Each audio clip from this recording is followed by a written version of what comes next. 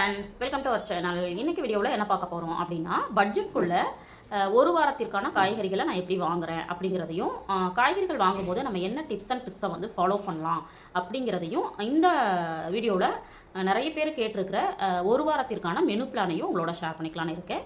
தொடர்ந்து வீடியோஸை பாருங்கள். பிடிச்சிருக்குது அப்படின்னா சப்ஸ்கிரைப் பண்ணி சப்போர்ட் பண்ணுங்கள் அப்படின்னு கேட்டுக்கிறேன். வாங்க வீடியோக்குள்ளே போவோம்.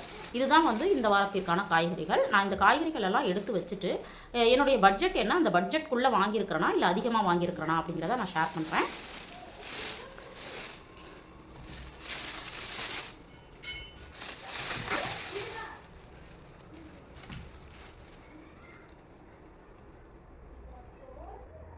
இப்போ என்னென்ன காய்கறிகள் வாங்கியிருக்கேன் அப்படின்னு பார்த்தீங்கன்னா, நான் வந்து எப்போவுமே பெரிய வெங்காயம் வந்து 1 kg வாங்குகிறேன் அப்படின்னா, சின்ன வெங்காயம் பார்த்தீங்க அப்படின்னா 1/2 kg எனக்கு போதுமானதாக இருக்கும். இப்போ இது பார்த்தீங்க அப்படின்னா சின்ன வெங்காயமும் பெரிய வெங்காயமும் ரெண்டும் சேர்த்து வந்து 80 ரூபாய்க்கு வந்து வாங்கியிருக்கேன். இந்த மாதிரி கொஞ்சம் வந்து எப்போவுமே வீணாகாத மாதிரி நம்ம வந்து வெங்காயம் பார்த்து வாங்கிட்டோம் அப்படின்னா நம்மளுக்கு ஒரு வாரங்கிறத இன்னொரு வாரம் கூட சேர்த்து வரும். அதனால் எப்போவுமே வெங்காயம் வந்து வீட்டில் இருக்கிற மாதிரியே கொஞ்சம் அதிகமாக வாங்கி வச்சுக்குவோம். அடுத்தது பார்த்தீங்க அப்படின்னா பாகக்காய் வாங்கியிருக்கேன். இது வந்து ஒரே ஒரு காய் தான் வாங்கியிருக்கேன். வீட்டில் வந்து பாகக்காய் வந்து குழந்தைங்க இன்னும் அந்தளவுக்கு சாப்பிட்றதில்ல அப்படிங்கிறதுனால இது வந்து ஒரு நேரத்துக்கு எங்களுக்கு வந்து போதுமானதாக இருக்கும். அடுத்தது பார்த்திங்கன்னா கத்திரிக்காய். இது பார்த்திங்க அப்படின்னா முட்டைக்கோசு. அதுக்கப்புறம் பார்த்திங்க அப்படின்னா எப்போவுமே இந்த மாதிரி நார் சார்ந்த பொருட்கள் வந்து வாரத்தில் ஒரு நாள் வாங்கிடுவோம். இது வந்து 10 ரூபாங்க. அடுத்தது பார்த்திங்க அப்படின்னா இதே மாதிரி நீர்க்காய்கள்னு சொல்லுவோம் இல்லைங்களா, இது வந்து எப்போவுமே வந்து ஒன்று இருக்கும். இது வந்து சுரக்காய் வாங்கியிருக்கேன். அப்புறம் எப்பவும் போல் கேரட்டு பீன்ஸ் வந்து வாங்கியிருக்கோம். அதுக்கப்புறம் பார்த்திங்கன்னா இந்த மாதிரி பீட்ரூட் வந்து இந்த மாதிரி நல்ல நம்மளுக்கு வந்து இது கிள்ளி பார்த்தோம் அப்படின்னா நம்ம நகை வந்து நல்லா பதியும். அது இல்லாமல் நல்ல ஒரு ரெட்டிஸாக இருக்கும். இந்த மாதிரி இருக்கிற காய்கள் வந்து ரொம்ப சீக்கிரமாக கெட்டு போகிறதில்ல. அதனால் இந்த மாதிரி நம்ம பார்த்து வாங்கிக்கலாம். அதுக்கப்புறம் பார்த்திங்க அப்படின்னா இந்த வாரம் நான் வந்து காலிஃப்ளவர் வாங்கியிருக்கேன். இது பார்த்திங்கன்னா நான் என்ன பண்ணுவேன்னா குருமா ஒரு நாளைக்கு குழந்தைங்களுக்கு வந்து சில்லி மாதிரி போட்டு கொடுப்பேன். இந்த காய்கறிகள் தான் நான் வாங்கியிருக்கேன். இதெல்லாம் சேர்த்து எனக்கு எவ்வளோ வந்துச்சு அப்படின்னு பார்த்தீங்கன்னா 270 ரூபா. நம்மளுடைய சேனலை தொடர்ந்து பார்க்குறவங்களுக்கு தெரியும், ஒரு வாரத்திற்கான காய்கறிகளுக்கு எங்கள் வீட்டு பட்ஜெட் வந்து 350 ரூபா. அப்போ 350 ரூபாயில் நம்மளுக்கு வந்து 270 ரூபா போயிடுச்சு அப்படின்னா நம்மளுக்கு வந்து மீதம் பார்த்தீங்க அப்படின்னா 80 ரூபா இருக்குது.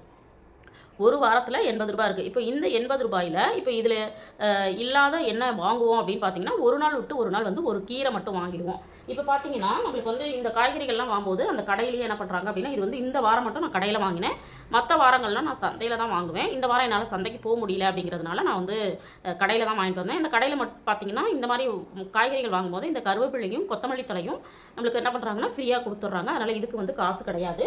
இப்போ இது இல்லாமல் என்ன பண்ணேன் அப்படின்னா காய்கறிகள் வாங்கும்போது இந்த மாதிரி பழங்களும் வந்து நான் வாங்கிட்டு வந்துடுவேன். இது வந்து கிலோ எவ்வளோ சொன்னாங்கன்னா 50 ருபீஸ் சொன்னாங்க. இது வந்து 30 ரூபாய்க்கு இருந்துச்சு. இது எல்லாமே சேர்த்து எனக்கு வந்து இந்த வாரத்திற்கு 300 ரூபா கரெக்டாக வந்து நான் வாங்கியிருக்கேன். இப்போ இந்த காய்கறிகள் வாங்கினதுக்கப்புறம் தான் நான் என்ன பண்ணுவேன் அப்படின்னா மெனு பிளான் போடுவேன்.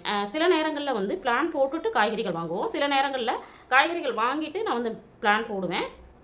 சிம்பிளாக நான் எப்படி பிளான் போட்டிருக்கேன் அப்படிங்கிறத உங்களோட ஷேர் பண்ணுறேன். இந்த மாதிரி வீட்டில் வந்து குழந்தைங்களுக்கு வாங்கி கொடுக்குற ஸ்லேட் இருக்கு இல்லைங்களா, இந்த மாதிரி ஸ்லேட்டில் வந்து எழுதி நான் என்ன பண்ணுவேன் அப்படின்னா இது வந்து வீட்டில் கிச்சனில் ஒரு ஓரமாக நான் வந்து வச்சுருவேன்.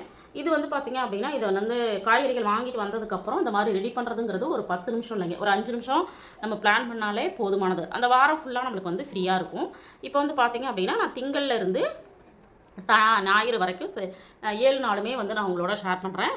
இப்போ நான் என்ன காய்கறிகள் வச்சுருக்கணும் அதுக்கு தான் பிளான் பண்ணியிருக்கேன். இதே வந்து அடுத்த வாரமும் இருக்குமா அப்படின்னா கண்டிப்பாக இருக்காது. நான் காய்கறிகள் வந்து மாற்றி வாங்குவேன்.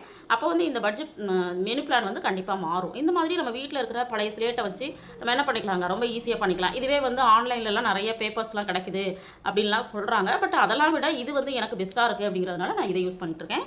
இப்போ என்னுடைய மெனு பிளான் பார்த்துங்கன்னா காலை மதியம் இரவு அப்படின்னு நான் நோட் பண்ணியிருக்கிறேன். பட் என்னோடய சமையல் எப்படி இருக்கும்னா காலைக்கும் மதியத்துக்கும் சேர்த்து நான் காலையிலேயே வந்து சமைச்சிருவேன், நைட்டுக்கு சமைப்பேன். இப்போ இதில் பார்த்தீங்கன்னா நமக்கு கேஸ் மிச்சமாகும். அதனால் வந்து இப்போ ஒர்க்கிங் விமனாக இருக்கிறதுனால எனக்கு வந்து இதுதான் ஈஸியாக இருக்குது. காலையிலேயே மதியத்துக்கான சமையலும் முடிஞ்சிடும். இப்போ திங்கக்கிழமை பார்த்தீங்க அப்படின்னா எப்போவும் வந்து மாவு வந்து நான் சண்டே தான் அரைப்பேன். அதனால் திங்கக்கிழமை காலையில் ஃப்ரெஷ்ஷாக வந்து இட்லி ஊற்றிடுவேன். இட்லி ஊற்றிட்டு பார்த்தீங்கன்னா இங்கே வந்து எந்த சட்னி சாம்பார் எதுவும் இருக்காது. ஏன்னா சண்டேஸில் கண்டிப்பாக ஏதோ ஒரு என்வி செஞ்சுருப்போம் இல்லைங்களா, அதோட மீதத்தை இங்கே வந்து யூஸ் பண்ணிப்பேன்.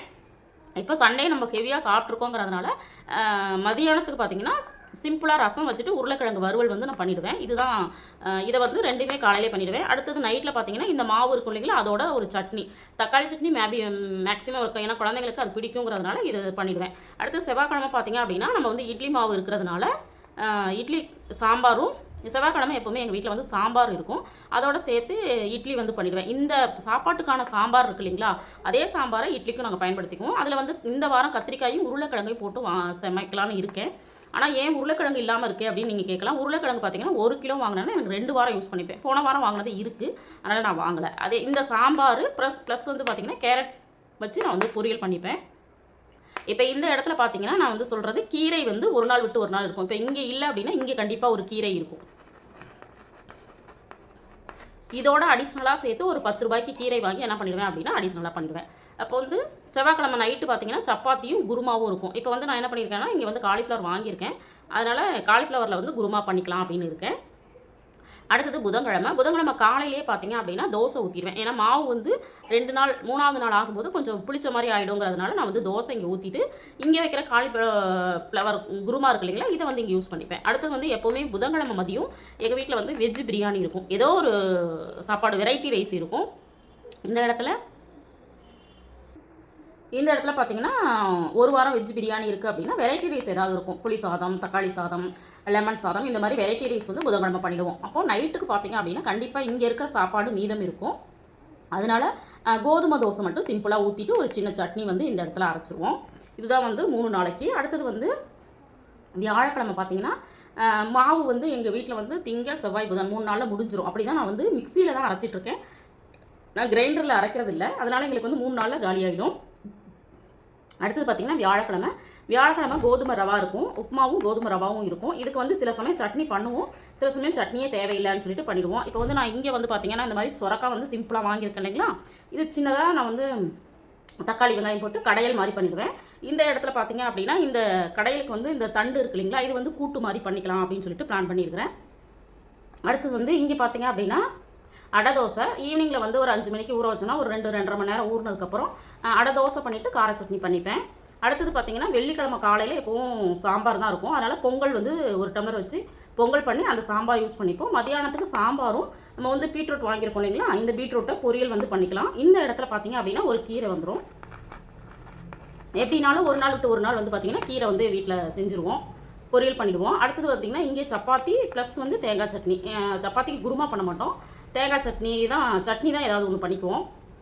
அடுத்து சனிக்கிழமை பார்த்திங்க அப்படின்னா இங்கே ஒரு உப்புமா இருக்குது. இந்த உப்புமா பார்த்திங்கன்னா சேமியா இல்லைனா ரவா உப்புமா, வெள்ளை ரவா இருக்குது இல்லைங்களா, அதில் வந்து உப்புமா பண்ணிடுவேன்.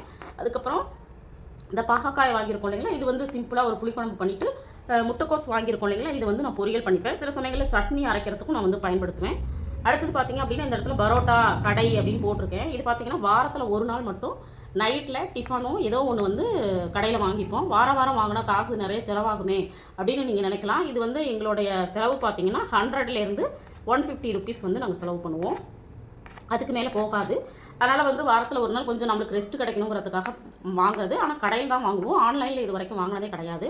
அவ்வளோதான் எங்களுடைய செலவு. அடுத்தது ஞாயிற்றுக்கிழமை பார்த்திங்கன்னா காலையில் குழந்தைங்க வீட்டில் இருப்பாங்க இல்லைங்களா, அதனால் பூரி செஞ்சு உருளைக்கிழங்கு மசால் பண்ணிடுவேன்.